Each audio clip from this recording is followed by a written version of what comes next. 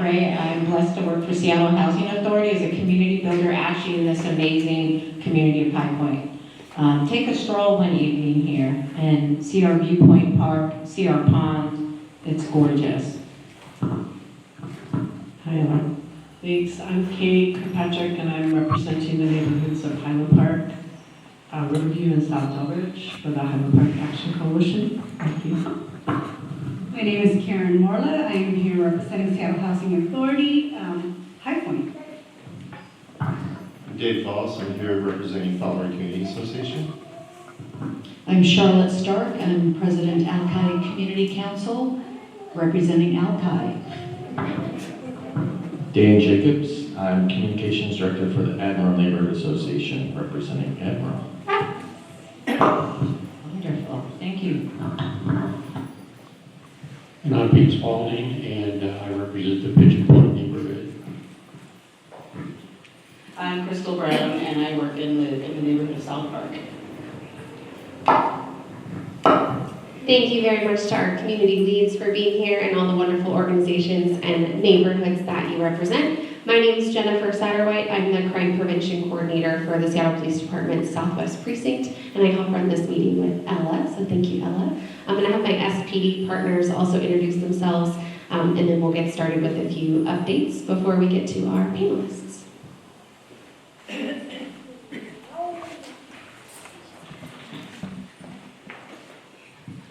I don't really need a microphone, but I'm Captain Krista Bair. I'm the Southwest Precinct Captain here right down the street. Hi, Lieutenant Nate Shopay, the Operations Lieutenant for the Southwest Precinct.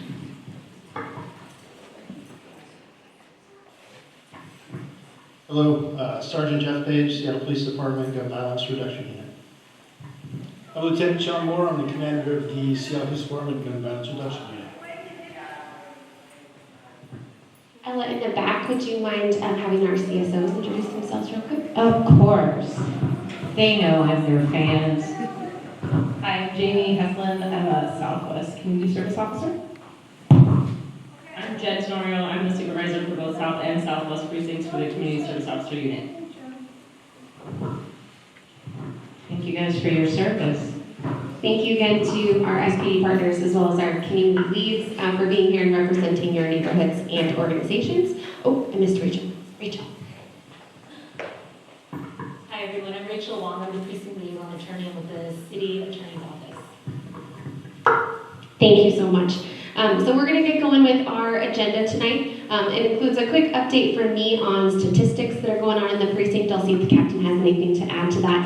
And then I'll have our partners from the Gun Violence Reduction Unit share a little bit about what's going on in the area. I know many have expressed concerns about some shots fired incidents that have recently been happening in the neighborhood, so we'll get an update from them. And then we'll go to our featured speakers for tonight, Natalie and Sara. Anne, unfortunately, is not able to join us tonight, but we will have Natalie and Sara with us. So a couple quick crime updates from the precinct. So the City of Seattle and the SPD often look at data for this year compared to last year. So for 2025, we look at sort of the numbers and the percentages, right? So at this point, we are down about 15% in reported crime for 2025 year to date compared to last year for that same time frame. So it's about 300 less incidents this year compared to last year, which is wonderful. Wonderful, wonderful numbers. A couple of particular categories that I want to highlight that are particularly great to see. One is in auto theft. We're down 37% for this year compared to last year, which is awesome to see, of course, because we had the TikTok challenge a few years ago and we're historically high in auto thefts. So that's definitely something we're keeping an eye on.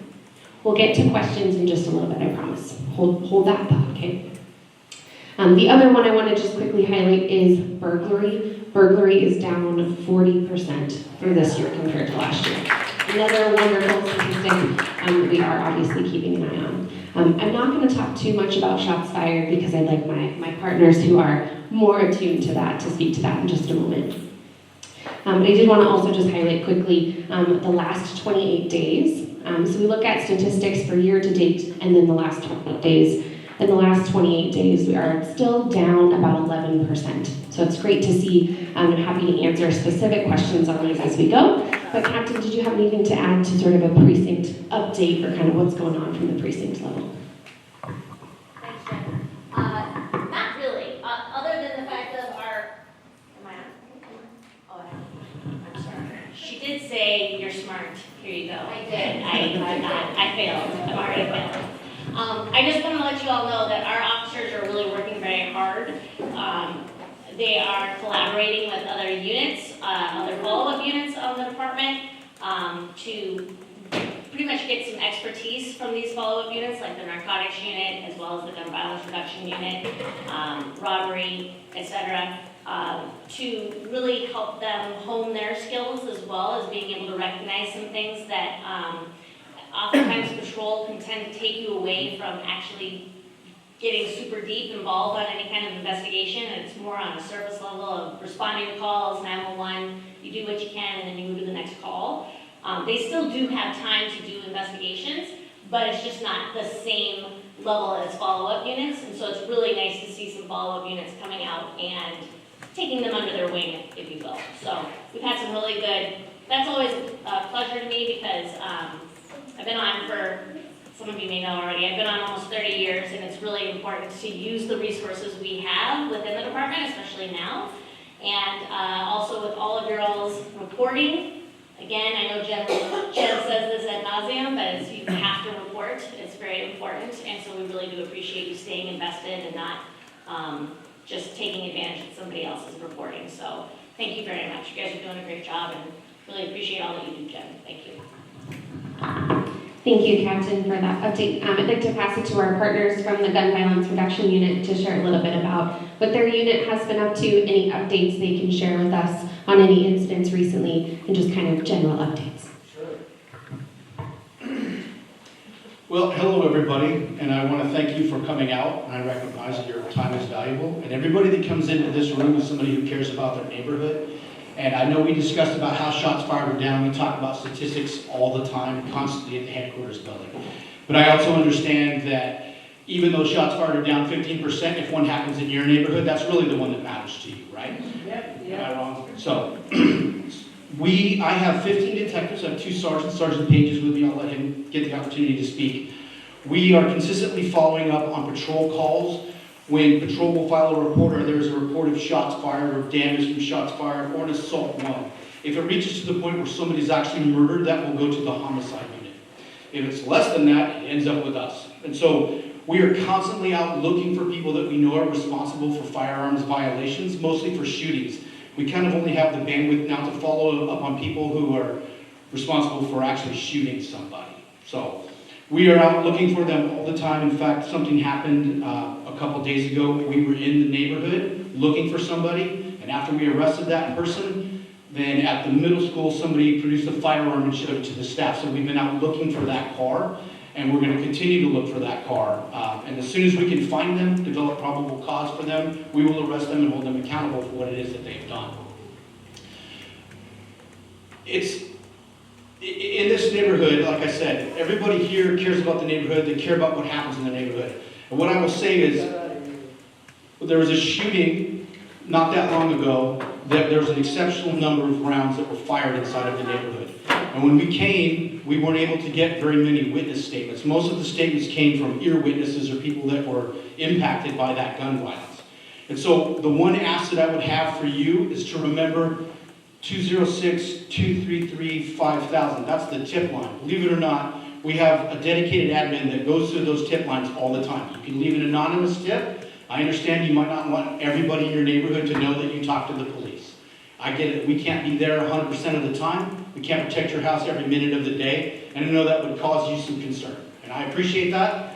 The neighborhood that I live in just south of here, and occasionally I hear gunfire myself. That I understand. I can appreciate that. But when I don't hear the sirens, that's when it kind of bothers me. Right? So you want to hear the sirens coming if you hear gunfire. And I want you to know that the Gun Violence Reduction Unit, all of us are out there every single day trying to find people who are responsible for this type of violence. I'm going to pass it off to Sergeant Jeff Page. Can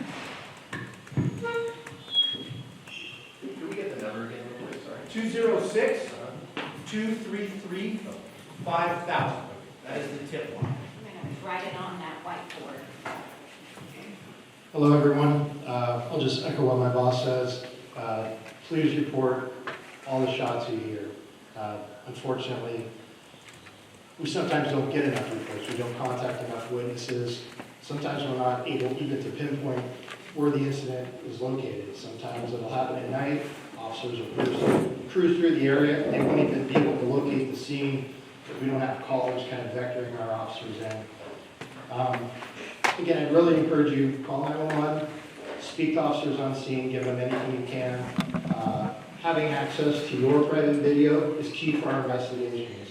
So if we can match up our forensics on scene with video images of the suspects, that helps us put the whole package together to try to put forward a case to the prosecutor's office to where we can get charges and hold these people accountable. So we really need your help.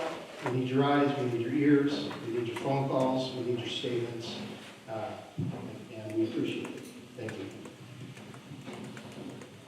Thank you very much to our Gun Violence Reduction Unit for being here and addressing some of the concerns from the community. We will have an opportunity for questions in a little bit. And at that time, if you have questions specifically for that unit, feel free to mention that.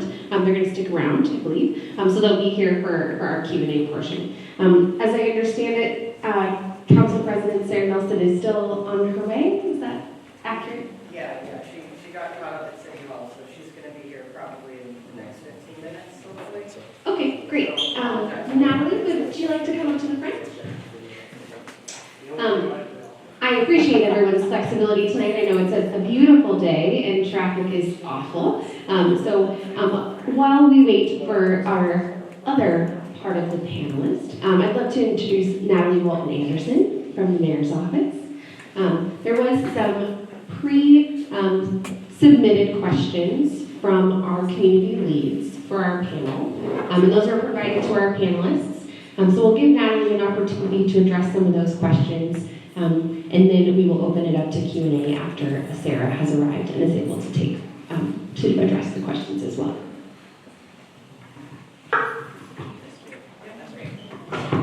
Good afternoon, everyone. My name is Natalie, and this is my district, so I always want to try and show up if I can, so I see a lot of familiar faces here.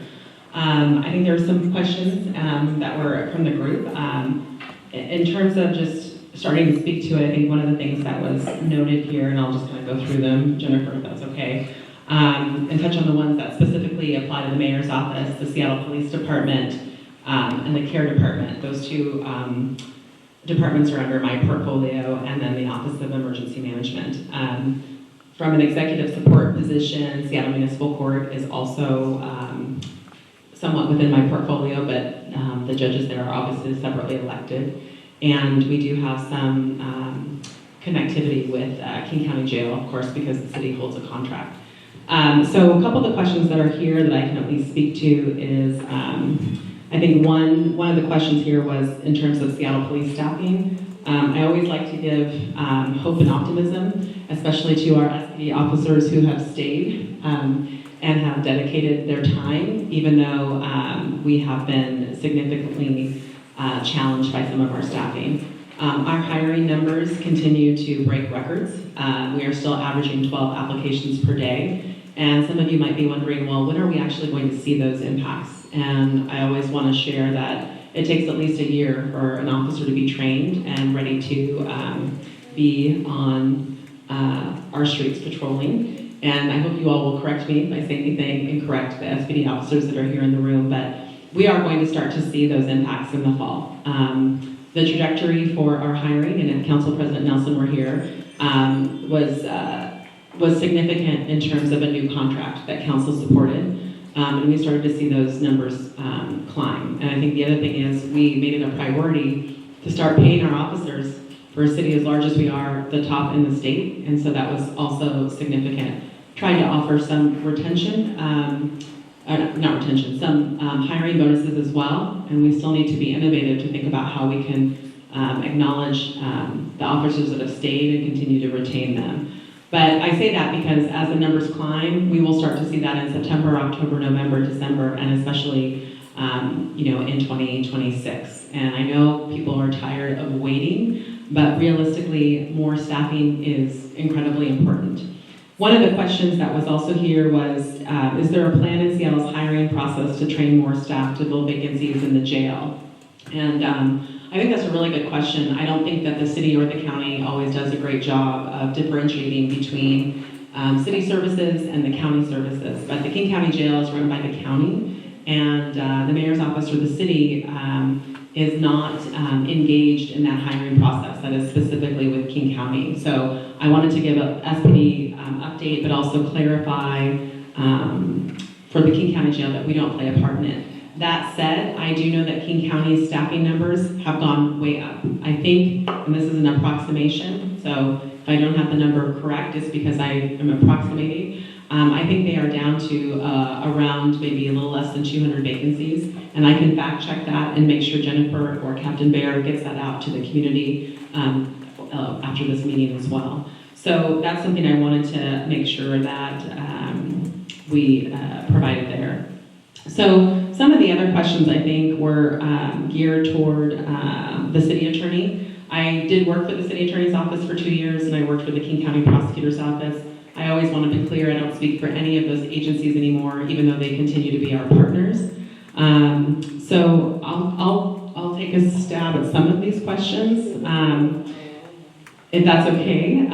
So one thing is, what can the city attorney's office and city council do to address gun crimes in High Point and Delridge area? I think we heard specifically from SPD tonight in terms of their continued efforts. I think the first thing is the enforcement piece, and the other piece is the influx of guns into our community. And that's something that we can address through enforcement. I think it's also something that needs to be addressed at a state and federal level in terms of our gun laws. But realistically, we have an influx of guns, not necessarily legal, that continue to come into our community. And it's incredibly challenging. And it's challenging from a legal perspective, from an enforcement perspective, and from an upstream perspective as well. So I don't, if we had the specific answer as to how to solve gun violence right now, we would do that. I think it takes a lot of different things. We've talked about mentorship, we've talked about community being involved, we've talked about not only SPD, but a continuum that starts with our schools and education, our community violence interrupters who actually work, some of those people that are involved in that work have lived that life and know specifically how to engage and address youth. So I think it's just really challenging. And what's even more challenging is the tragedy that it leaves behind. And so, and the fear that's in all of our neighborhoods here. When we hear those gunshots at night, and with summer, we see that escalation, and just trying to address some of that. Some of the other questions that were here is enforcement of existing laws. We keep hearing repeat offenders in the revolving door of property crimes, DUIs, and assaults. And you know, how do we need to do things to change to better protect the public? I just want to note that I am the only one here. Happy to be here and show up for you all. I am. So these are good questions. These are questions I've been asking for 28 years. That's how much time I've spent in the criminal legal field. Along with many of these great individuals. So these are really great questions, and it's tough. And I think I keep coming back to this work because I don't want to have to answer these anymore. So we haven't gotten to that solution. So I would just say that. In terms of repeat offenders or people who continue to engage, I'm going to say something that we can do this from an enforcement perspective, and we should. We should hold people responsible and accountable for their behavior every single day. But ultimately, what I have learned over the last 28 years, if we don't get to the underlying reasons for why somebody is committing that crime, we won't make the progress that we need to make. So it is a continuum approach. I think also it's a whole system. It starts with the call, and again, we've asked you all to continue to report data. I think from my prior background, I would also ask people, it's really difficult. Sometimes it's difficult to be witnesses and to come to court and to follow through, but that's also one thing that's really beneficial and important, is making sure that people are willing to show up and do that. The court system does not make it easy, but that's the system that we have. We need, obviously, officers and our investigative teams to try and address this crime. And we need our judges to also be on board with this as well. The prosecutors and defense attorneys make recommendations in terms of sentencing and those types of things, but the judges are the ultimate deciders. And again, that is one piece of a bigger puzzle in terms of the holistic approach, the enforcement approach, the community approach. And it's really difficult to, I think, address those individuals who keep repeating that. I think there are many programs, both within the mayor's office, the city attorney's office, King County, to try and address those individuals who continue to impact community. And again, trying to look at all of our resources to try and address those individuals and figure out what is still missing, what is happening, and it is holistic, but it's also an enforcement piece. So I think that's kind of one of the things I can say there. What are some of the few state laws that need to be changed to make law enforcement easier? I actually think that's a question for SPD, so I'm going to table that, and we still need to make time for Council President Nelson. I'll turn that one over to them. What are some of the city and county laws that need to change? I think that's a really broad question that cannot be answered in the time period that I have, but I think one of the things that people are really struggling with is we see people who are in need of care. We see people that are in need of treatment, and yet we want to respect the constitutional rights of each of those individuals. But there are people that, I get calls and emails every day saying, why aren't we doing more to help people before they get to this place of wanting to engage for, trying to sustain their fentanyl habit? Why don't we do more? And it's complex. It's complex in terms of our involuntary treatment laws. It's complex in terms of, the fact that we want to approach people with services and we want them to take those services voluntarily.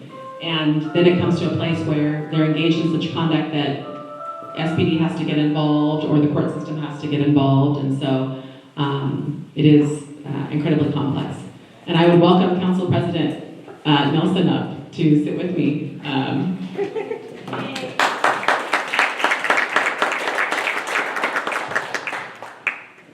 So I want to just talk a little bit about, when I was here last and in other meetings, there's been a lot of questions about 911 and the non-emergency line, and so I wanted to speak a little bit about that.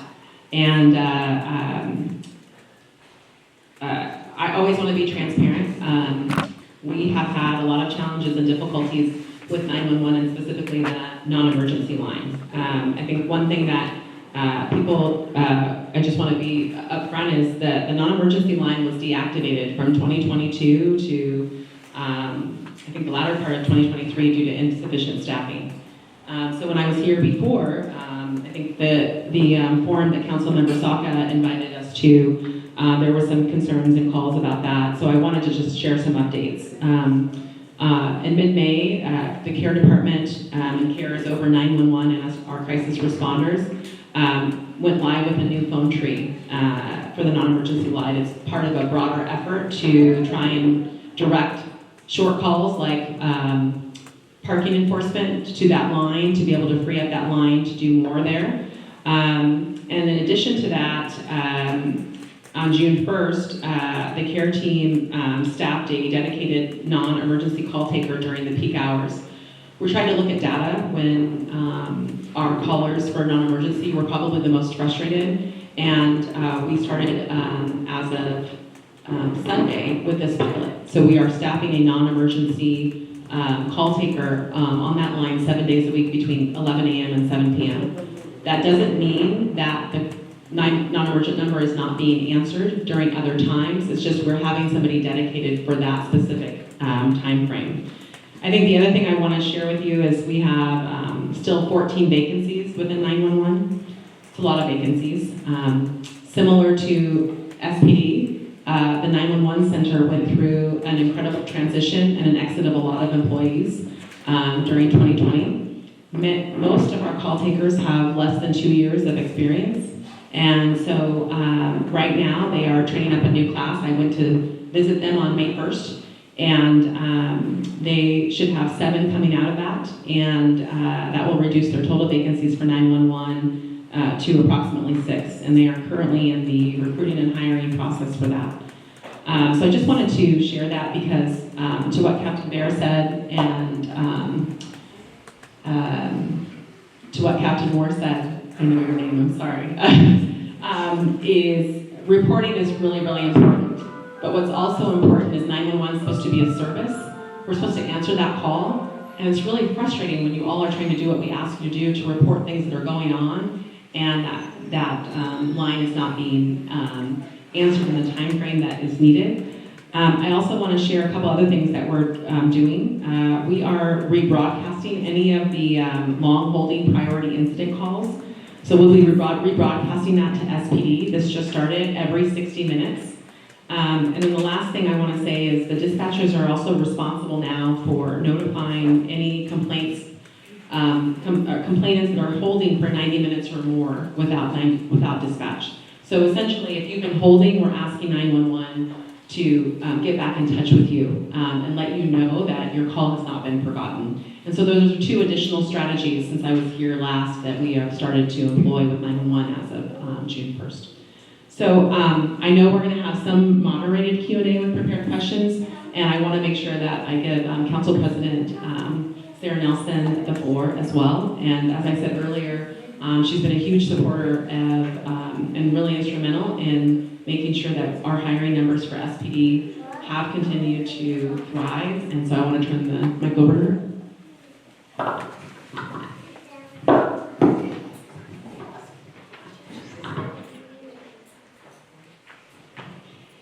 Hello, everybody. I apologize for being late, and I'm just going to tell you the truth what happened. I had a huge, long meeting. I was laying on the couch finishing a call for my family, and I woke up late at 6:30. And I never do that, and it's a sign of disrespect for me to come to a meeting so late on such an important topic. I'm not trying to make an excuse for myself. I'm explaining myself, and I'm apologizing, and I'm sorry. My assumption is that I am answering the question, what can the City Council do to address gun crimes in High Point in the Del Ridge area? Is that the case?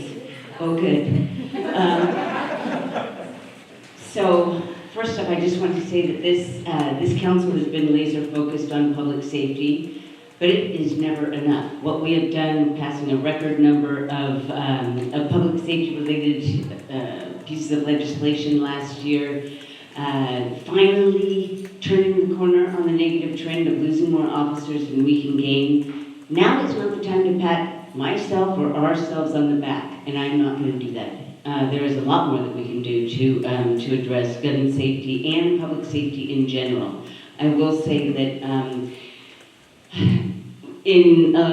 several months ago, so part of the legislative job is oversight, right? And I take that very seriously. We pass the laws, we pass a budget, and then we're also supposed to oversee the executive implementation of all of the laws that we pass, etc.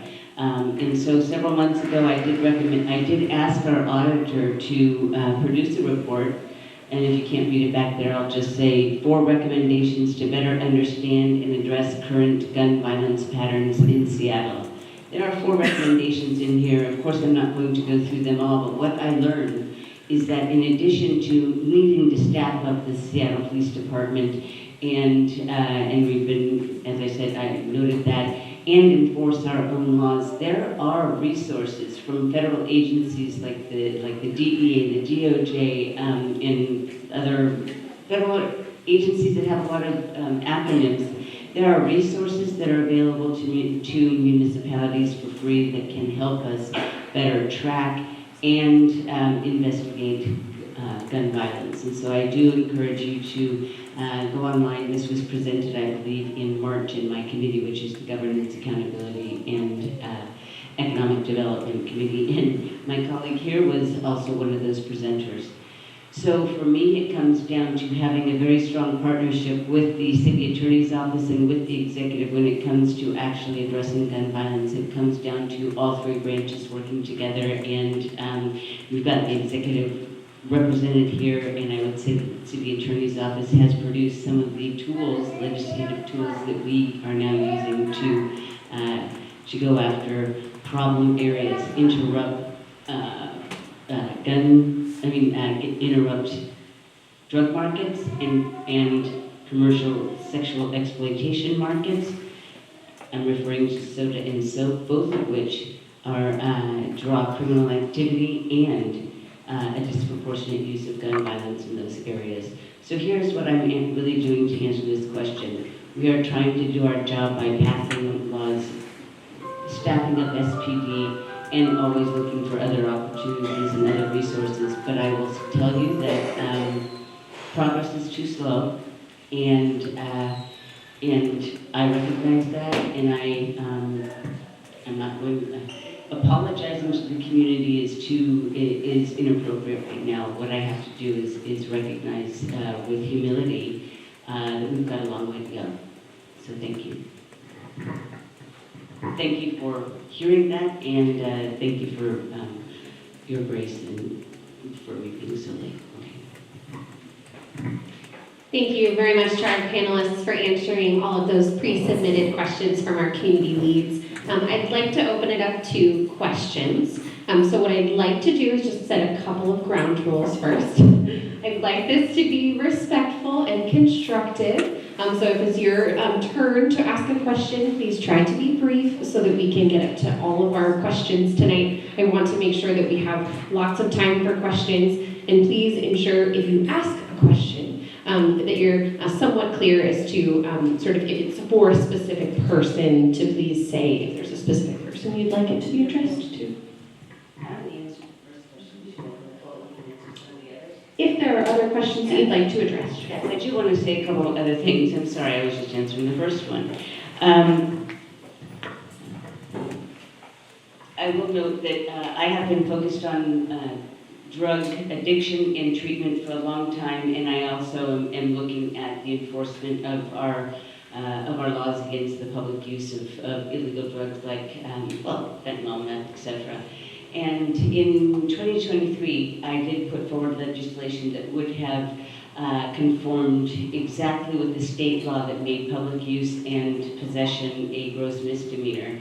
That was about to pass, and then at the last minute at the dais, one council member changed his vote, and it failed 5-4 in the wrong direction. The law that did come forward so Mayor Harrell did go through a process and came forward with another law that does require, same thing, gross misdemeanor if you're using drugs and or possession of drugs in public. But the point is that the added requirement that an officer has to determine if there is a threat of harm to others present while the drugs are being consumed, I think is an added burden, and because it requires that the officer make a decision, and then what happens if there is some kind of wrongful arrest charge because there wasn't clearly a threat of harm to others. My point is that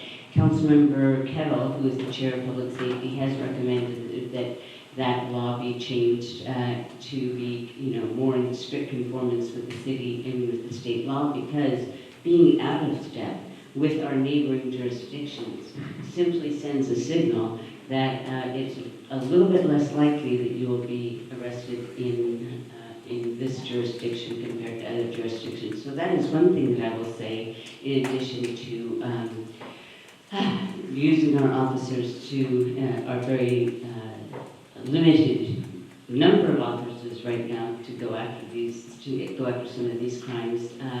There could be some tweaks to some existing legislation. And there's one other piece of legislation. There was I thought I read a question on here, that there was an effort to change the law. Just a second, because I got really stressed driving over here really fast. Just a second.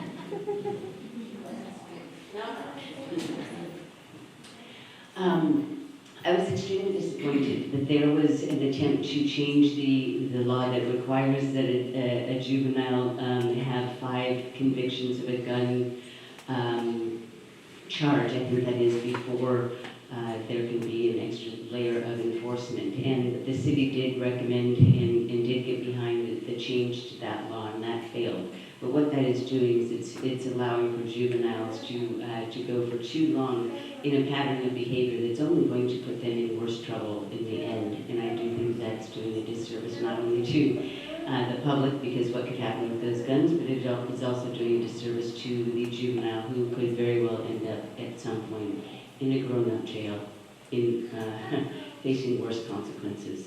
So, most important thing is to change to protect the public. Again, I think the most important thing that needs to change is staffing levels.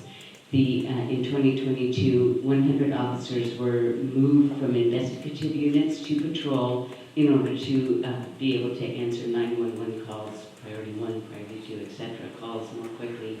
And that means that the preventative work that SPD does to prevent more guns getting on the street, more drugs getting on the street, and the ability for SPD officers to perform their job as beat cops, going out, meeting the community, meeting the small businesses, all that has been sacrificed it's not simple, but necessarily in order to get cops in the cars so that they can respond to 911 calls. Again, that's an issue of bringing back our staff. Okay, sorry to interrupt. Thank you so very much. So again, just a quick reminder on our structure. So at this point, we'd love to open it up to Q&A. We do have, of course, representatives from SPD Southwest Precinct, Gun Violence Reduction Unit, the City Council, the Mayor's Office, and the City Attorney's Office. So if you have a question that is specifically geared towards a specific person, feel free to mention that. Otherwise, we'll pass it to whomever it is appropriate to answer that question. We'll start here, and then Ella and I will go around the room and again try to be brief and succinct so we can get to all the questions tonight. Thank you. This is directed to Council President Nelson. I understand that ShotSpotter now called Sound Thinking was turned down or voted down by the City Council. And I was wondering if you are considering putting that force multiplier technology delivering systems that is used throughout the nation, in big cities and small, in our city. Will you consider putting it back for a vote? Could you summarize that question or maybe someone else summarize it and talk about the point that you were asking because I couldn't understand it? I'm happy to summarize if you like, or please jump in. ShotSpotter is technology that has a sensor that senses the sound of gunshots and typically also has a camera attached. In many other cities across the country, this technology is used in high crime areas. And for example, this technology senses the gunshots, turns on a camera, and views the activity, and then gets that to law enforcement. And it has been proposed in Seattle in the past. I really appreciate that question because I was 100% for that technology. What did you say? Okay. He said, I know you were.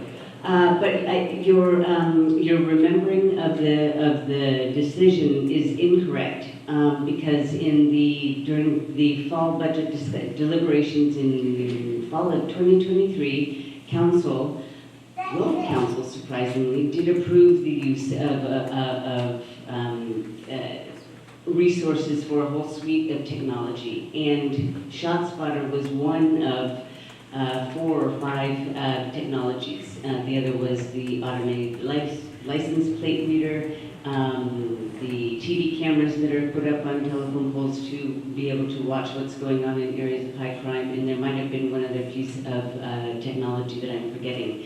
There was an extensive public outreach process that went on for months and months and months, and the mayor's office or the executive chose to not go forward with the ShotSpotter piece. I was disappointed to see that, but it does. I think that the reason, and you can perhaps remind me why, but it was decided that the other technology would go forward through the whole process of the surveillance impact report.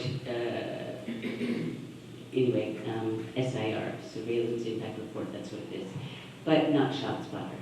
And so that was a decision that was made at the time because of a shortage of resources, I remember, but I don't know if there was anything else going on. I I do think that would be a positive addition to our toolbox of technological tools, because we need all the help we can get, frankly.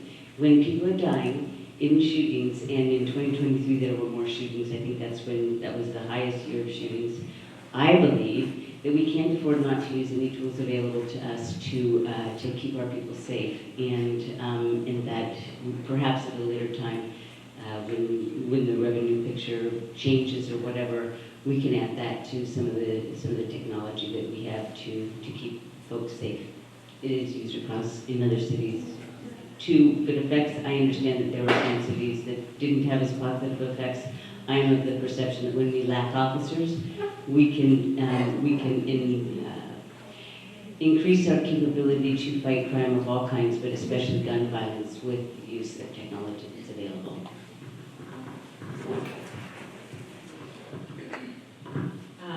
And Council President Nelson clearly articulated the reason for the executive moving forward. We moved forward with the automatic license plate readers, the CCTV, and the real-time crime center.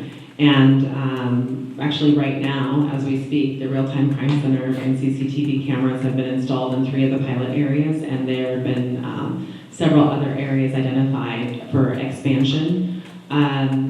And we've seen some incredible results from both our automatic license plate readers that are, I think, installed on almost all 400 of the patrol cars. In one of the, I asked to kind of view that technology, and the captain that was piloting that within his car prior to the launch indicated just on his drive homes, I think it was within 18 months, he had recovered or helped to recover 30 stolen cars with that automatic license plate reader. Is that right? Okay. And then the real-time crime center and the CCTV cameras, as Council President Nelson said, we need all the technology to support our officers right now during that time. And already, I think it's been in launch not quite a month.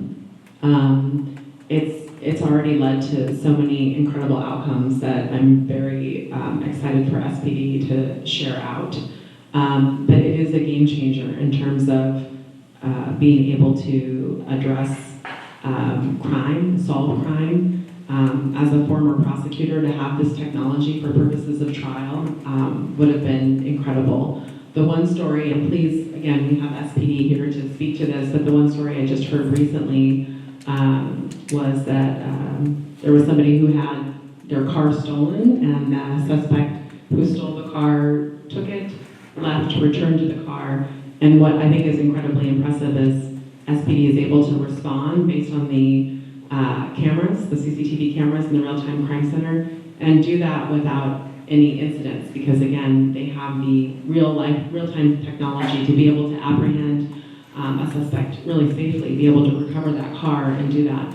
And the same will apply for other types of crime, but in particular, when we're talking about gun violence, the technology there, ShotSpotter is one of those technologies, but the real-time crime center and CCTV are also going to be incredible for SPD to be able to launch this. And so they've staffed and hired. We have the cameras that are installed in the 3 pilot areas and are working toward the implementation plan for the other areas. And if there's anything more to share from SPD. And one of the features of the real-time crime center is that it does allow for people to, businesses and residents to feed in their own video feed.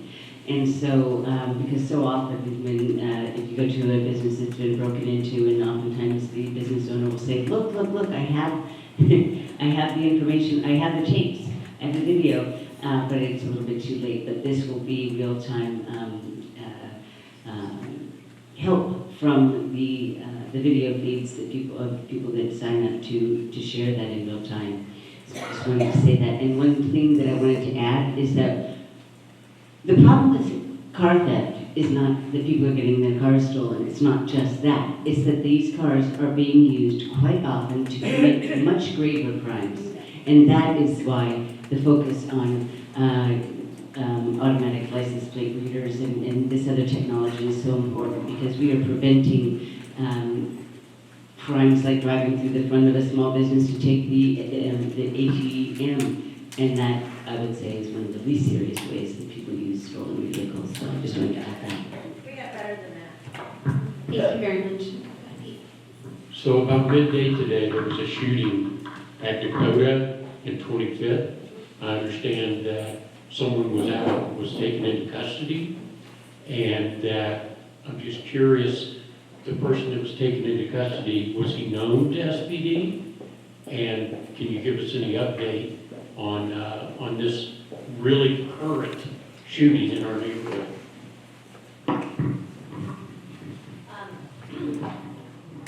So, I don't know if he was known or not. It was still going on when I left. So it was an all-day thing. It was at 25, and I think, can you guys hear me? Yeah. Yeah. Oh, thank you.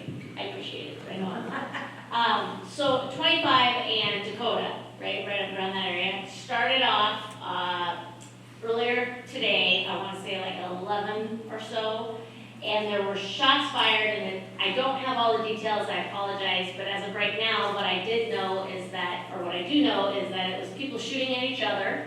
So we know it wasn't target practice, we know it wasn't shooting into a house, it was purposeful shooting at each other.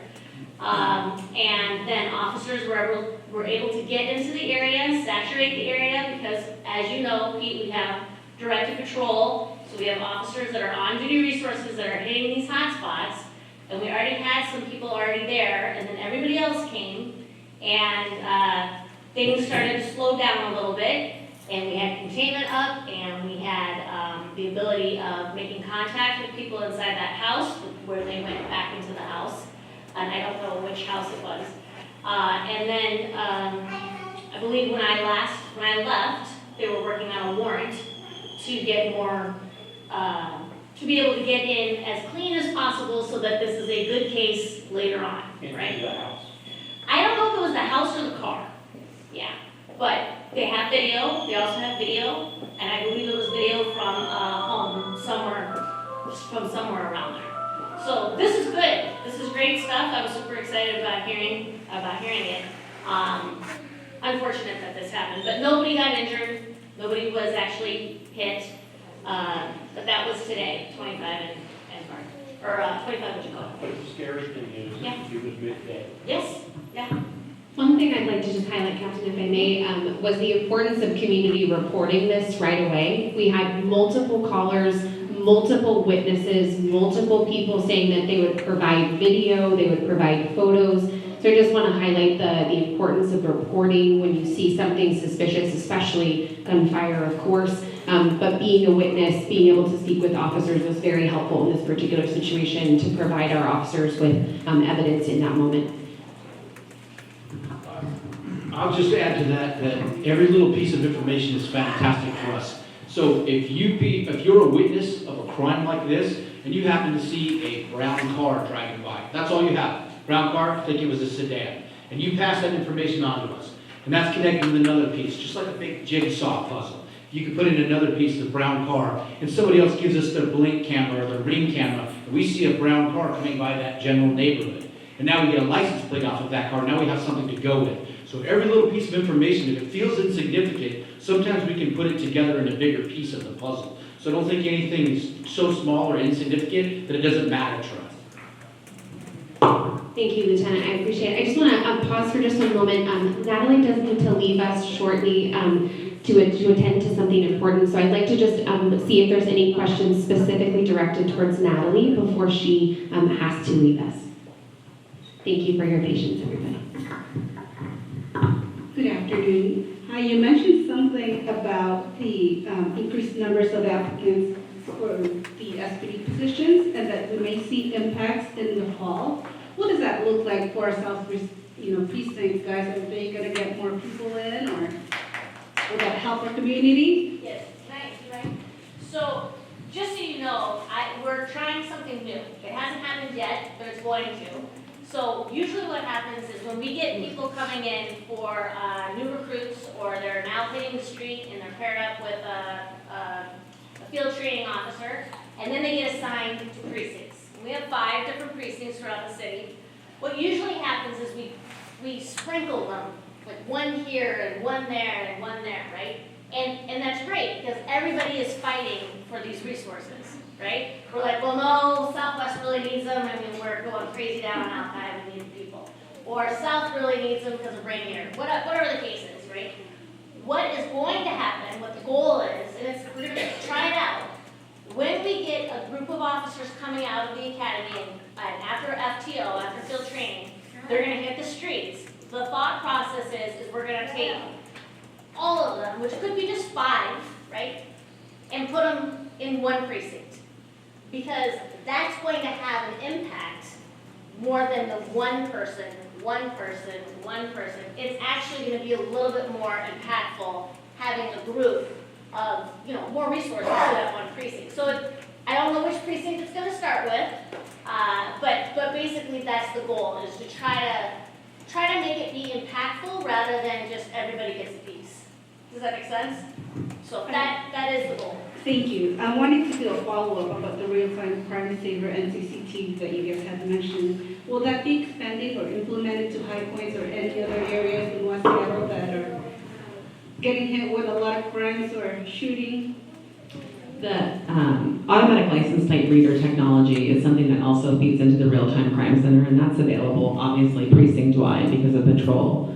Right now, we have 3 locations identified for the CCTV cameras, with some additional neighborhoods identified based on, of course, crime data, which is why reporting is so important for purposes of staff allocation, for purposes of data points of where the prioritization is. And I do not believe that this area has been identified yet. One thing to know is this just started this year, and as we continue to see these results, we know that constituents, our council members, will be raising the issue of when do we get this here. Surveillance technology, it took a long time for this to get through. We also have to prove that we can use this well. There are as many people that are excited about this, there are also people that are concerned about being surveilled. Even though we have cameras everywhere on our phones and that, we have to prove that we can use this technology well. So the CCTV pilot is a pilot, but it's already primed for expansion in several other areas. So I would say is this technology is coming once we continue to show that we can use this technology well and within the confines of, I think, the policies that have been put in place. Thank you.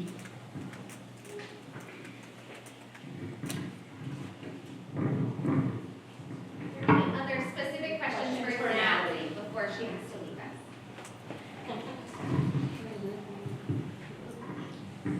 I just wanted to, kind of building off that, mention that I don't usually come to this event here because in the last week, my daughter at her middle school has a lockdown, and my son couldn't go out to play today on Delridge in the playground. And I feel that the fact that there have been kids who've been dying in our neighborhood in West Seattle this year, like the energy is high, and I know you know that, but I just wanted to ask as a follow-up, how are you going to prioritize West Seattle and the Southwest Precinct? That's a great question, and I'm incredibly sorry that that happened. And my youngest son, who just called me, with no ride, which is why I'm going to run out of here, for safety reasons, was at that same school. And it's incredibly scary to get a text from your 11-year-old in 6th grade and say, there's a car here with 2 men in masks with guns trying to sell drugs to our school. It's not something that I expect any of our children to be prepared for. And when you say, how are we going to prioritize West Seattle, I'll say this, how are we going to prioritize all of our youth and all of our schools within the city? Even though this is my neighborhood and has been for 20 years, I think about the entire city. But yes, this neighborhood is incredibly important to me and my family. And the impacts of what you're talking about are real in terms of Madison, in terms of Delridge. My 2 older boys are at the community center, Chief's Health, where the shooting happened not that long ago. And so these things they play there all the time. So these things are really real. The way I would look at I think the mayor's office, council, and SPD prioritizing this is exactly what Council President Nelson said. We have so much work to do, and we are trying to work tirelessly, and which is why I think we are tired, but we know we have to keep pushing because public safety is the mayor's priority, it's it's council's priority, it's SPD's priority, and our new chief's priority. I look at this as what can we do to, what resources can we have to deploy citywide, and what resources do we have to be able to deploy to things that are happening right now. But what you are saying, and I just want to acknowledge it and know that we have no perfect solutions. Police staffing is one, expansion of our care department is another. Our technologies are key, reporting is key. It's going to take all of us to do this work, and I just want to acknowledge that. Any other direct questions for Natalie before she does come to the front of the seat?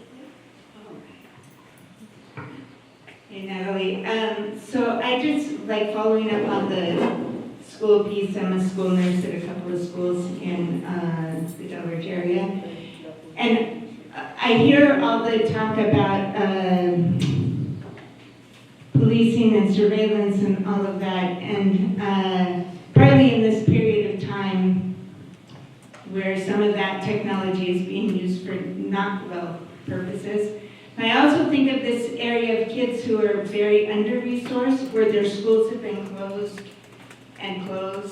where there's not lots of resources flowing into the area. What does that look like? And maybe some of the community partners have thoughts about that, because we've got some brilliant, amazing kids in our neighborhood, and and I hate to see the focus shift just to like, how are we policing these kids more and technologies with that, and forgetting the brilliance of our kids. First of all, thank you for calling that out. Again, we really have to start with what we can do from a holistic perspective, and thank you for the work that you do in our schools. The Executive's Office, City of Seattle, we work with Seattle Public Schools. We have to support our public schools. The one thing I would say is in August of last year, the mayor, in partnership with the Human Services Department, the Department of Early Learning and Education, and SPD played a very small role in this, but with council's support, there was a significant amount of money that was funneled into supporting our students' mental health. And that was something that was done this last fall, because I think that's the key piece is what are we doing to support the mental health of our students and our youth, and what are some of the other things that we can provide from a city perspective in helping to support Seattle Public Schools in terms of funding, things that they may need in terms of food security or those types of things. So that is that is Human Services Department and Department of Early Learning and Education, are two of several departments within the city that is there to help support our schools. We are in partnership with Seattle Public Schools, both from a holistic perspective in terms of investing in our schools, and also there's a ton of work that SPD does with our schools, both from prevention, mentorship, and those types of things as well. The city's also funded a lot of our community violence interruption programs and safe passageways, and those programs are also important because, again, they have a direct connection with the school. So I hope those are some of the things that we can talk about, as well as what are we doing to make sure that we have enough resources for our youth and places to go and things for them to do that are pro-social and are really constructive, so that they aren't falling into the patterns of gun violence. So that's really key, and thank you for calling that out, because that should always be part of the conversation first. Thank you, and just that also those resources go down to the elementary level too, right? Because sometimes that also those resources need to stretch down to elementary as well. Thank you. I just want to take a moment to say thank you to Natalie for joining us.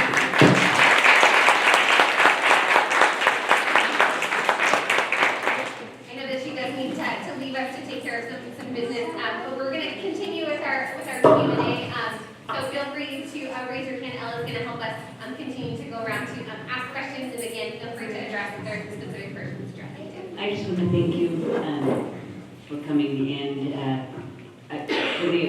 For the audience to understand that, I would say, perhaps you would agree, that this mayor and his team working with council is more positive than in many years in the past. And so I just really do appreciate the leadership that you take in the mayor's office. So thank you.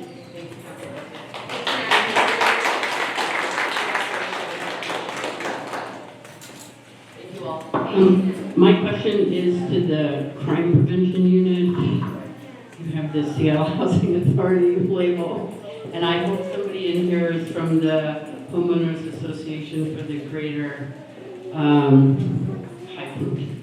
So I wondered, I happen to live in the neighborhood where 3 shootings happened over by the pond, and so I wondered if there are plans that I might not have heard as specifically as I wanted for police to be on foot or on bicycles, because your cars are not going to be quick enough to go through the alleys that these kids can go through.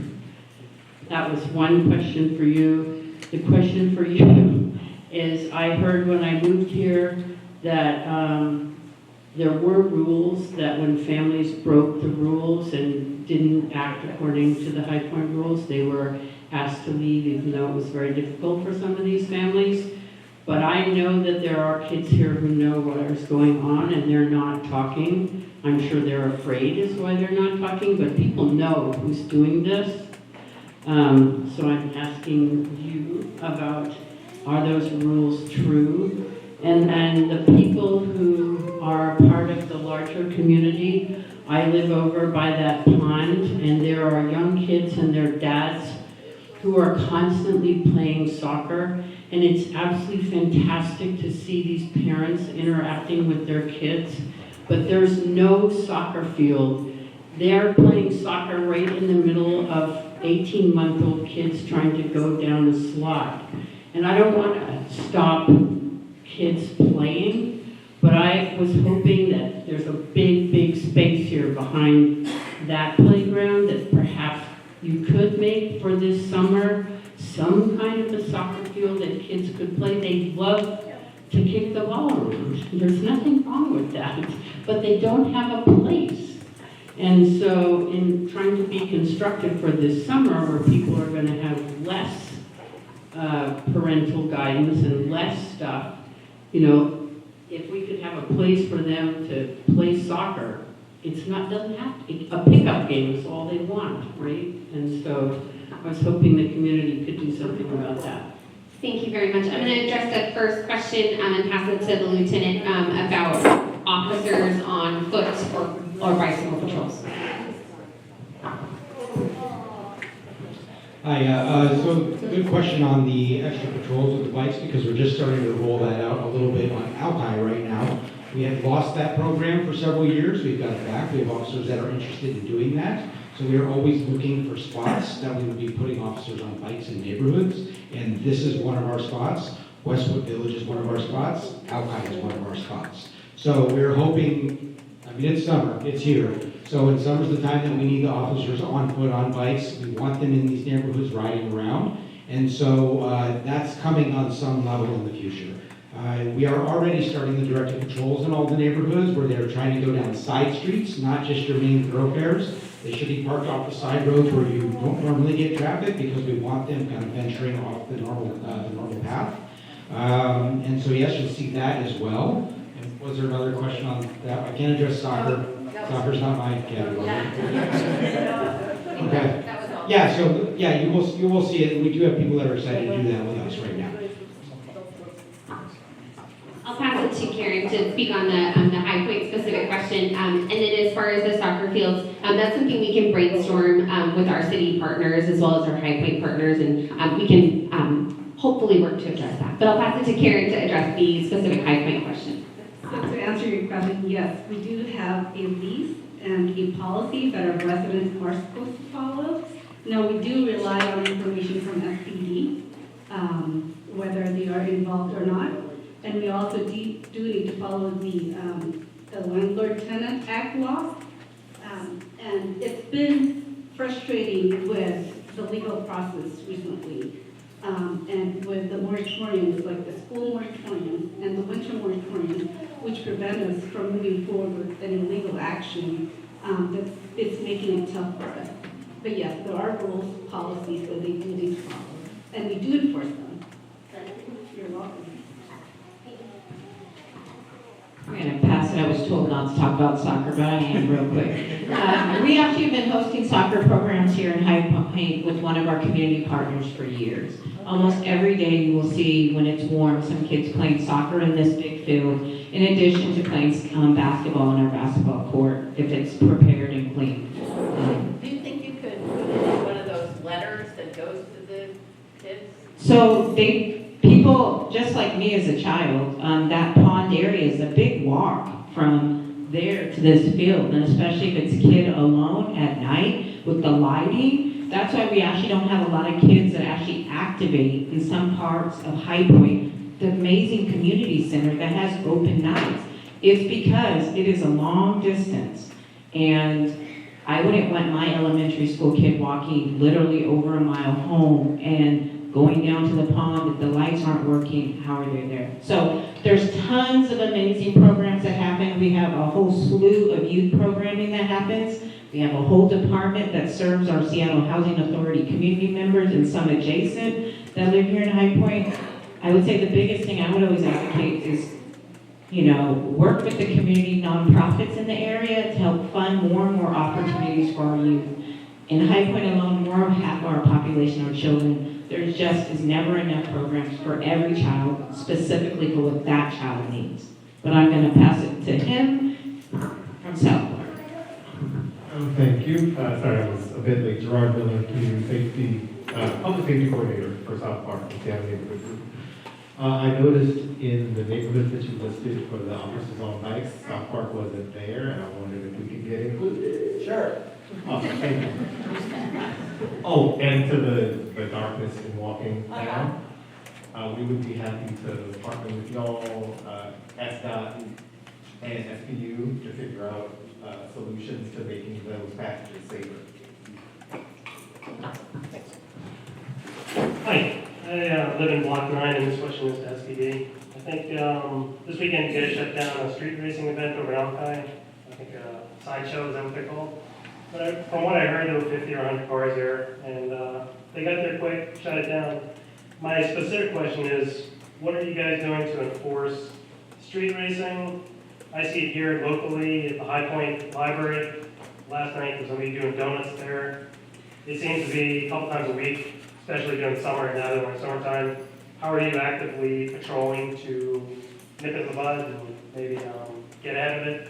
And also, is there a way, you guys are speaking shop spotter, all that kind of stuff. It was good in Iraq, I guess, it'll be good here. But the question I have is there any kind of intelligence gathering you guys can do to get ahead of some of these large events that are held on social media? You can see it on YouTube, TikTok. Do you guys have a forum or a way to intercept that?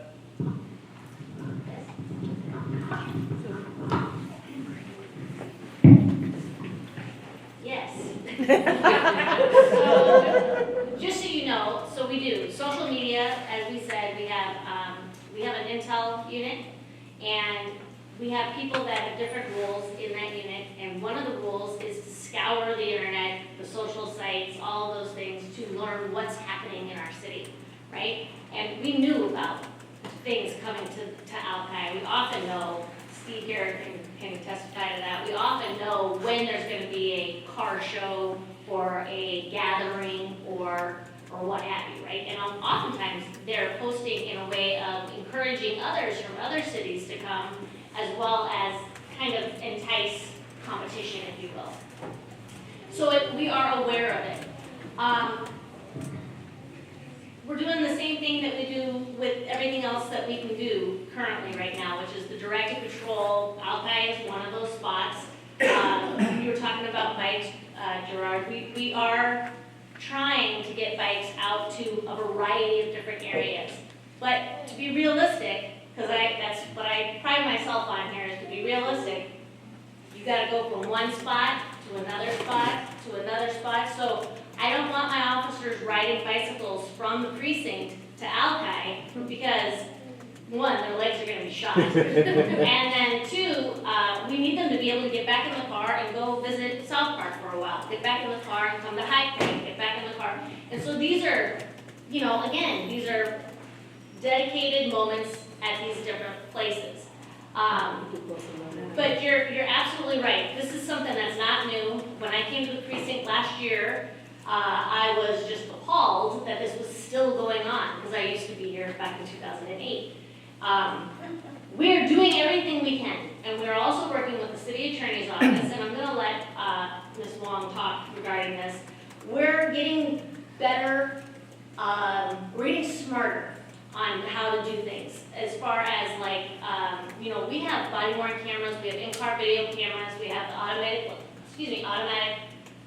automated license plate readers that capture these people, right? And so if you're able to identify that there is a vehicle that is doing something, a bad actor, if you will, we are able to actually send a ticket, tell me if I'm wrong on this, but send a ticket to the registered owner of that vehicle. Might not be the driver, but that registered owner is going to be a little irritated about receiving a ticket, right? So it's not that we can't contact these people because we want to, but when it's safe to do so, or safer to do so. You've got we have one guy right now who's just amazing, and you guys know him. He goes down there, and he's down there often in between calls, and he's on the PA, and it's him and one other maybe that's like, you have to leave the area, God bless him, because, that's a lot of people for one or two officers. And being down on Alki, it's hard to get to Alki. You see the traffic, right? As well as also getting off. We all know the sneaky ways of getting on and off of Alki, right? The California Admiral and all that stuff, right? So, but I'm sorry, I didn't mean to disclose the sneaky ways. But that's the bottom line is, it is a concern of being able to respond in a reasonable amount of time if you're going to go and decide to take action and try to warn these people, enforce these things, etc. What I learned about not that long ago is there is a task force. It used to be a task force. Now it's more of an information gathering. And we have a guy, he's a commander in Kent PD, and he shares with Bellevue and Linwood and all this. And so now I'm on this thread of, hey everybody, we're expecting some issues and it's going to be in Bellevue or it's going to be in Everett, but we think they're going to drive through Seattle or whatever. So that is a piece that we haven't always had, but we do have that now. I know this is not a satisfying answer to you, but this is what it is. Sounds like you guys are being proactive. We're definitely aware. Yep. Thank you.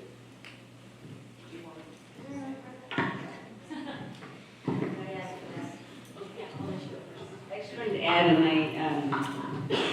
I wanted to, where's Rachel from the? Yay, okay, good.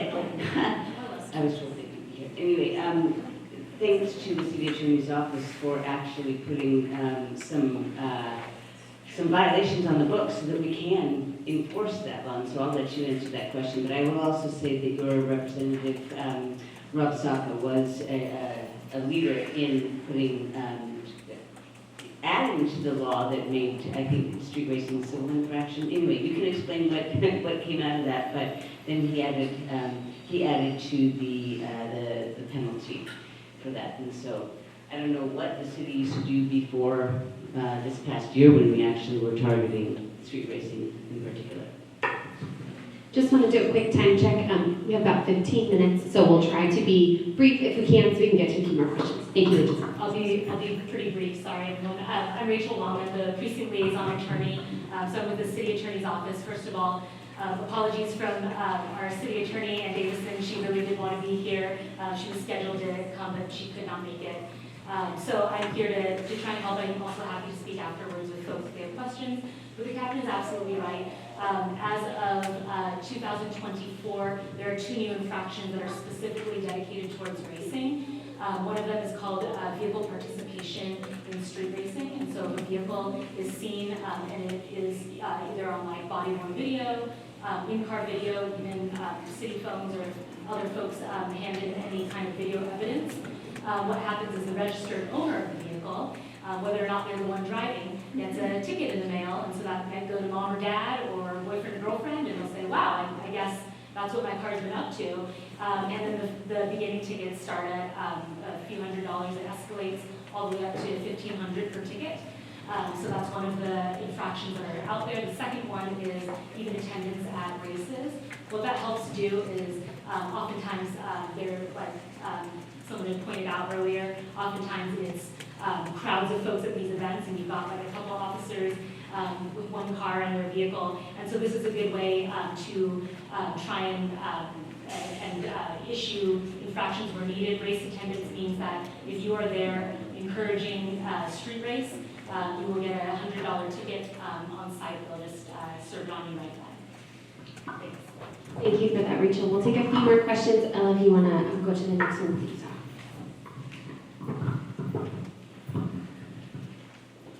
Hi. Council President Nelson, you mentioned the value in tracking, responding to, and investigating things like gun violence. As someone who grew up in West Seattle, whose family owns and operates a child care center here in Delridge, and as a father to myself, I'd like to see more of an emphasis on deterrence and prevention. On the heels of not only today's shooting, but the many we've had recently.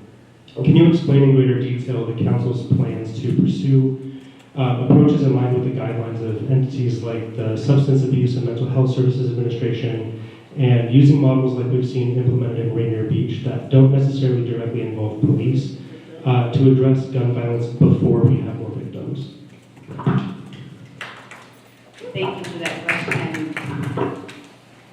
I almost feel like maybe somebody vetted that in order to ask me that because now we're talking about something that I think is extremely important. And again,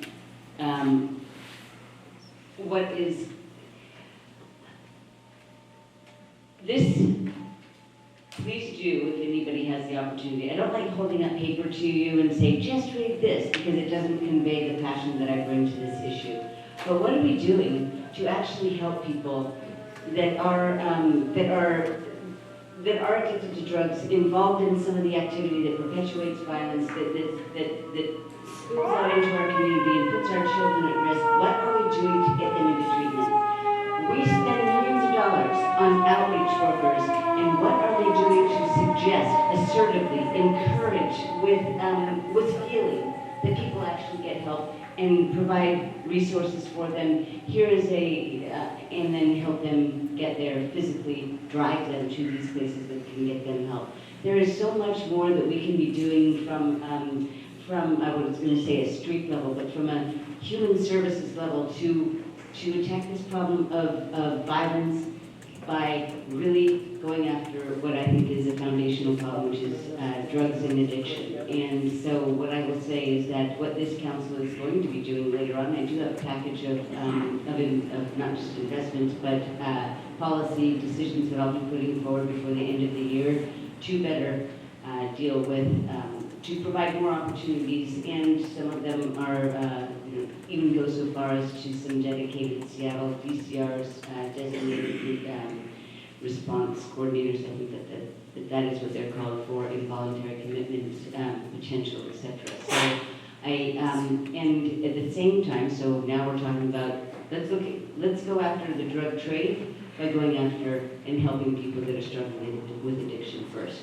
And one of the other things I wanted to note, that question was not posed to me, but right now the City of Seattle City Council is deliberating on the buckets that will go into the relative size of the buckets that make up the family education preschool and promise levy. That is live legislation right before us. There are some council members that want to lard the set levy amount up with particular policy proposals that I believe are better decided when the school district does its own stakeholdering and figures out what programs that should go into the K-12 investments. But what is really exciting about this is that we're doubling the preschool and child care component. This is what is so much, this is so necessary, because we know that having access to preschool and early childhood education is one of the, politicians, by the way, they fudge their answer by saying one of the most important. I do think that the research has shown that anything else is one of the most important predictors of later success in life is having had access to that early childhood support. We have too many families that don't have that support. And so I think I'm answering your question, but if I'm not, please ask me in a different way so I can give you a more clear answer. Is there a website with that book, that you hold up? Is there a website you can put on the board where we would have access to that? Can you help me out there? Yeah. I was going to say, one thing we can also do is we will have time with all of the panelists, if you'd like to come up and speak with them directly. In terms of access to this, it's also something we could potentially send a link to. But it looks like Eric's able to put a link on the board for us. Perfect. I know that we have just a couple more minutes, but I want to get here and then to the green shirt as well.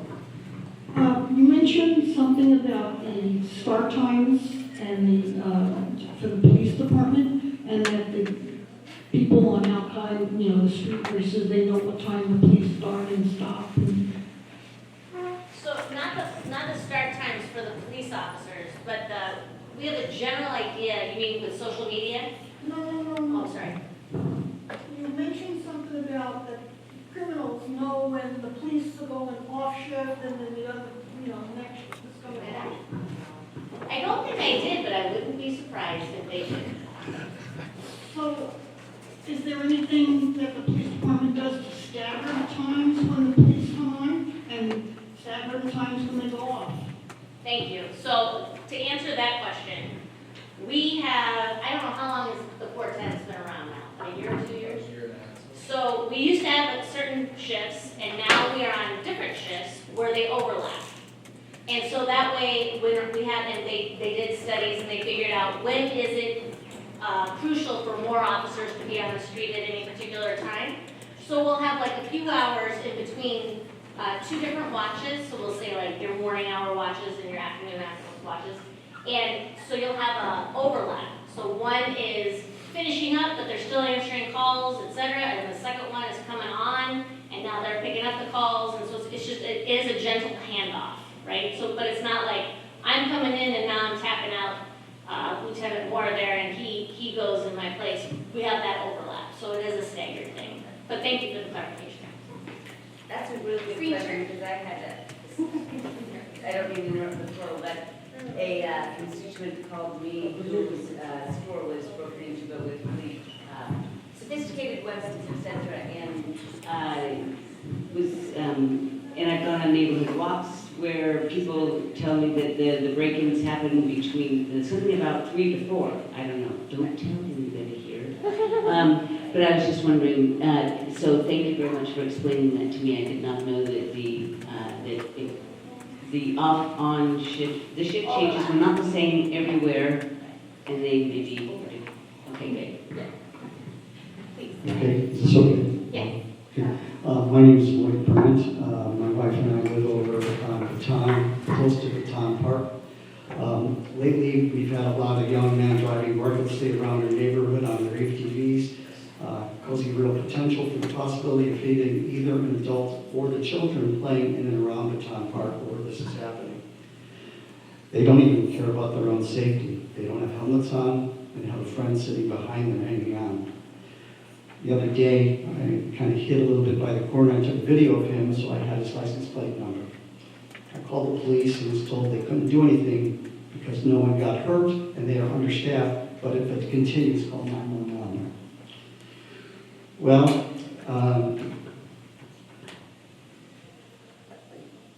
I was wondering if, since now you've got the license plate number, could you possibly go talk to the parents who own the ATVs, and hopefully maybe they can get this kid on, or kids on a different pathway as he gets older.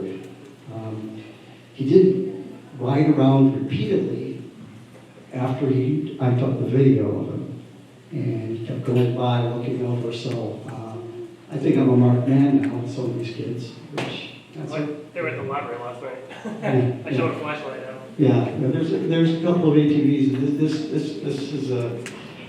is nonsense. Yeah, but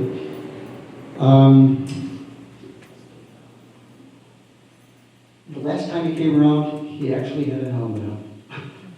So anyway, that's it. If you need this, Mr. Briggs, I'll talk to you afterwards, but yeah, we'll follow up with first of all, I apologize that to me is a 911 call. So that is something that officers should be responding to. I understand that there was no injury. I mean, a lot of our job is also preventative, right? We're not waiting for somebody to be waiting for us to respond after the fact, right? Yeah. So I apologize. I would think that would be something that we would respond to. What do I do if they come after me and corner me? What am I allowed to do to these younger men, or what they can do to me? I'm happy to speak with you one-on-one about that. Well, I think everybody. No, I know what you're saying. Yeah, So thank you. it's self-defense. I mean, I'm not going to sit here and tell you, I can't No, I speak, just, right? well, But I'm an old guy, and I'm a little, Sure, I don't sure. mind going after the bad guys, but Sure. I think I should have some backing. Yeah, yeah. Well, self-defense, everybody here, Captain Bair has said, always protect yourself. I mean, that's just bottom line, protect yourself. Protect yourself, however you feel comfortable doing so, that you can do so. I mean, I'm gonna be painting myself in a corner here by continuing to talk, but the bottom line is, you all know, you have to be aware, you've lived here for a long time, or even if you haven't, keep your head on a swivel, report, talk to each other, right? You guys are your best line of defense. My daughter-in-law just texted us, so we're doing it right now. Okay. I would like to take a couple more questions. We have like 2 minutes left, so I'd like to get over here to the gentleman in the hat. And then hopefully we can get to one more question. Yeah, thank you so much. Thanks everybody for coming. Really quick, I've heard a lot about license plates and how important those are. There's a lot of vehicles, especially in this neighborhood, that don't have license plates. Some of them haven't had them for 4 years, or they have very dark tinted covers, so that you can't see what the license plate is. Is the police department enforcing any license plate requirements, and if not, why not? Would that be part of the budget shortfall?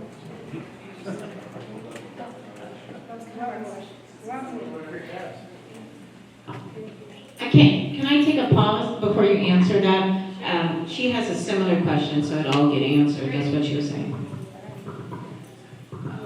We had a similar question because a lot of the cars we've noticed nowadays have like extremely dark tints, not just like the back doors, but also like the driver's side, passenger, and front windshield. And we were wondering like what kind of regulations are there that Seattle Housing might have or the police department. Because a lot of the time these cars are also recklessly driving, and a lot of them actually don't have a license plate, and I don't know. I don't know necessarily if these people are the ones that are going out committing the crimes, just because you have dark tinted windows doesn't mean you're the one perpetrating, but it just seems like there's been more of them appearing and more stuff keeps on happening. Does that make sense? And I'm not going to have an answer that's going to satisfy at all. The bottom line is we have got to, what are priority calls that could, I mean, I understand this is all preventative, right? So it could be the perpetrator for all we know, right? So if we could cite them, we could be able to tow their truck so that they can't get to the next location, or we could, all of that, what if. Bottom line is, we can't start there. We've got to go with what we are already getting delivered, things that are more serious, the things that we need to respond to, that are for danger, injury, all that kind of stuff. It's kind of like, we all know how to prevent something, but I'm getting delivered stuff that's already happened, that I have to handle that stuff as well as the preventative. So the preventative stuff, I mean, we have our crime prevention coordinator here, which is great, but also the reporting and the trying to get to things prior to them happening still has to report. I want to make sure, there was something that Lieutenant Moore said earlier. It's not that they can't investigate cases that don't result in injury or more serious like that.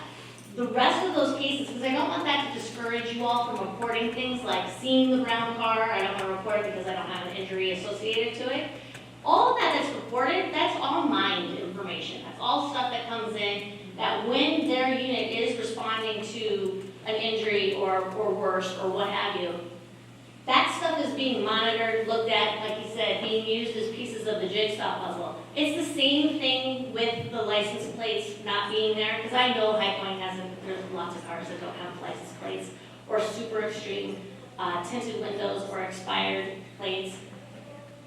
don't have, which would you, I mean, I'm not gonna do this game Can you of which have one. parking enforcement do that? We do have parking enforcement, and they're right now being partnered with officers at times to go enforce some other things that are more beneficial for their, that's a bigger bang for our buck, right? So the PEO and an officer are being partnered up to go down and, whether it be Highland Park, which is the RVs and all of that, that there is activity happening there. And that's one way of getting to that activity is through parking enforcement. There is down on Alki, parking enforcement officers and officers are being partnered up to go down and try to cite some of these people that are hanging out that are causing bad actions. So I do understand and I appreciate it, and we're doing what we can. Yes, ma'am. Real quickly, what sorts of things should we be using the tip line for? What's that? What sorts of information should we be using the SPD tip line for, the 206-233-5000? I'll get to that in just one second. I just want to follow up on this one other thing, and then we'll get to that question. In terms of parking enforcement, there are certain things that parking enforcement is allowed to address. There's other things that they are not able to address. And I'm happy to speak with you one-on-one if you'd like, and we can talk specifically about that. I'm also happy to follow up on any specific concerns and forward that to parking enforcement supervisors. But in terms of the tip line, I'd like to pass it to Lieutenant Moore just to mention specifically what the tip line is for. Well, for me, I'd like to know about all violent crimes because that's our responsibility. Violent crimes. I'm responsible for robbery. Sergeant Page just has gun violence reduction. So I have the robbery unit and also the gun violence reduction unit and the fugitive unit. So for me, the violent crimes would be the priority. Can I ask a question? That's what the tip line is for. If that's the best use of it. Just for violent crimes? Violent. But not to report. Yeah, what I would suggest, Someone to report that. hi everyone, I work for Council President Nelson. What I would suggest, and this is just from my personal experience, what has worked, is using the Find It, Fix It app, specifically for license plates. It's not just for potholes, which is normally filled in like 3 days, which is actually impressive. But license plates, you can take a picture of a car that's been sitting there for a week and it's not moved. You can take pictures of cars that don't have the proper tags if they're expired. If you have a concern, you can put it in there, and then it creates a list for parking enforcement to go out and actively seek, right? So you're not just going around and seeing who hasn't paid on the meters, they're also going into our neighborhoods and taking a look at the tips that people bring in. And so yeah, maybe it's just a citation, but ultimately, like the vehicle racing or anything like that, it's a huge incentive to get people to comply. So that's the best answer that I have, just as a citizen. Can you write that on the board, whatever that, Find It, Fix It? The Find It, Fix It app is a great resource, and I just want to mention also that I'm a resource if you have questions regarding a Find It, Fix It report. I do want to be respectful of time, and we are over time, so I just want to, just one second. I just want to take a moment to say thank you very much for joining us tonight. Thank you for being a part of the conversation. We do have a few SPD as well as City Council folks that are here. We're happy to stick around if you'd like to speak with us one-on-one, and Councilmember Nelson will make our closing. I don't have to answer closing comments. What I wanted to ask is, aren't those license plate covers, they are illegal, correct? Or what is? Yes. So, okay, so we need, I understand that parking enforcement is understaffed as well, but let's get parking enforcement to get, can people get a ticket for having that thing on there? Sure. Okay, great. That's what I wanted to know. My final question is to our representatives from the Seattle Police Department. If there is a law or a piece of legislation or a change to an existing law that could make your jobs not easier, jobs are never going to get easier, but if there is something that we have not, I would go for the advice of the experts. You know, I want to make sure that there is not a piece of legislation or a way that we can strengthen our public safety in this town. So tell me what law you want us to pass. Anyway. Thank you very much. Thank you so much for that. I just want to do a quick reminder that this meeting is quarterly. I'm just going to go. This meeting is quarterly. Thank you very much for joining us. We really appreciate your involvement and collaboration and conversation today. Thank you. Hope you have a great evening. If you'd like to speak with any of us directly, please feel free free to come up and chat with us. We're happy to take individual questions if you like. And thank you to our speakers and to our city representatives for being here.